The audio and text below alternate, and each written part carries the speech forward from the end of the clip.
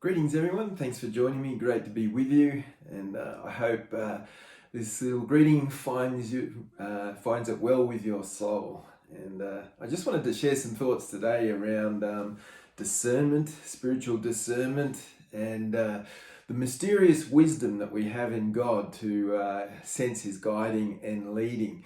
Because one of the biggest challenges that I've come to realize in being a Christian for 44 plus years now, and I've been in vocational ministry and leadership for well over 30 years. And I would say that one of the biggest challenges as a Christian is actually discerning the will of God. And whether that's for me personally, or whether it's for the people that I'm leading, or my family, or people I'm engaged with in whatever way, discerning the will of God is a huge part of the discipleship process. And in some respects, I was thinking about it, that Scripture provides some disturbing examples of what spiritual wisdom is. For example, where's the wisdom in leaving your family and your homeland and going to a strange land as Abraham did? Or where's the wisdom of building a boat in the middle of a desert in a drought, such as what Noah did? Or where's the wisdom in marching around a city and shouting and blowing a trumpet, such as what Joshua did? Where's the wisdom in using a slingshot in a battle against a giant and an army, as David did? Where's the wisdom in staying faithful to God even when you've lost everything, like Job did? Or what about where's the wisdom in marrying a prostitute as an example to demonstrate faithfulness, like Hosea did? Or maybe, I ask the question, where's the wisdom in entrusting a significant message to a person living in a desert and eating locusts and honey, like John the Baptist did? Or where's the wisdom in worshipping while you're locked up in jail amongst criminals and pending prosecution, such as the Apostle Paul did? Or where's the wisdom in waiting for your friend who's been dead 4 days before you decide to pray for him, as Jesus did? There's many examples of wisdom in Scripture that are kind of contrary to what we would see as a human example of wisdom. And these examples of wisdom only become evident in hindsight when we look back on what God was doing in the midst of that situation.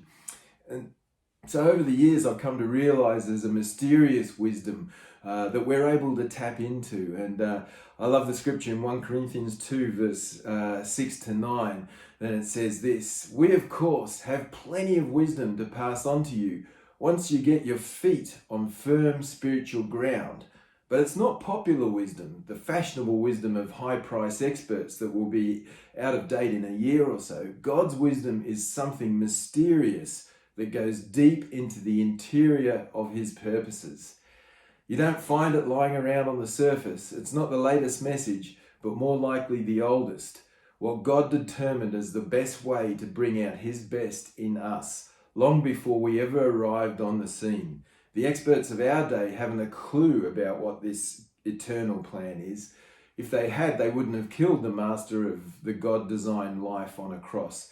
That's why we have this scripture text, and it's quoting out of Isaiah. No one's ever seen or heard anything like this.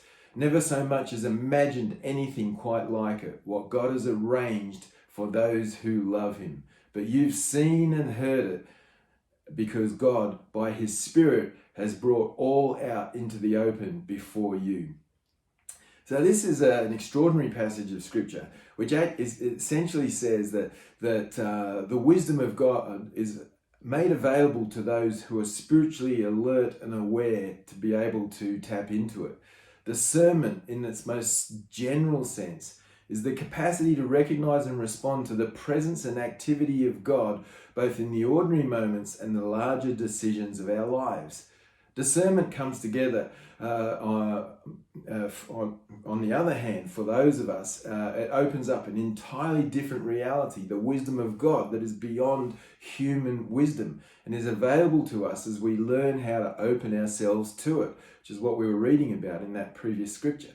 There's an integration of spiritual formation, community, and discernment that comes out of Romans 12, chapter 2, which the Apostle Paul establishes as a strong cause and effect kind of dynamic to bring about the transformation and the ability to discern the will of God in the context of the community of believers.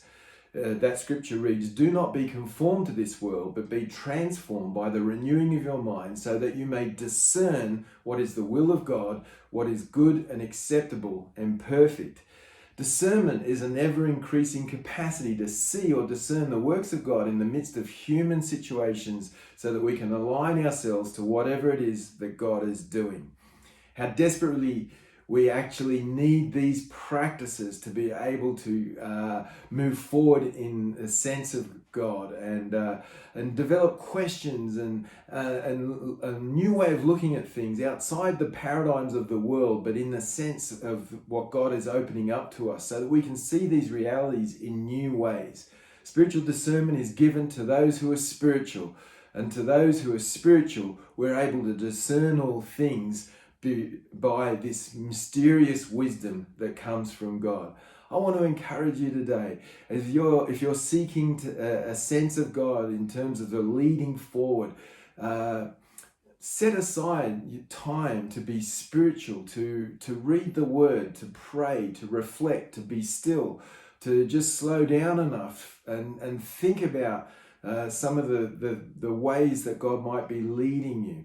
Open yourself up to the possibility that it's not going to be human wisdom that leads you, but actually a spiritual wisdom that may be counterintuitive in an initial sense, but actually when you look back on it, you'll see that God has been leading you all the way. I think it's an incredible adventure to be on. And so together as we discern the will of God for our church moving forward, but for you as an individual, whatever that discernment that you need from God, whether it be a change of career or a relationship dynamic, however that outworks for you, I pray that the discerning of God will be something that resides in your heart because you are a spiritual person seeking the things of God. God bless you as we go forward together, and we'll be chatting again real soon. Bless you.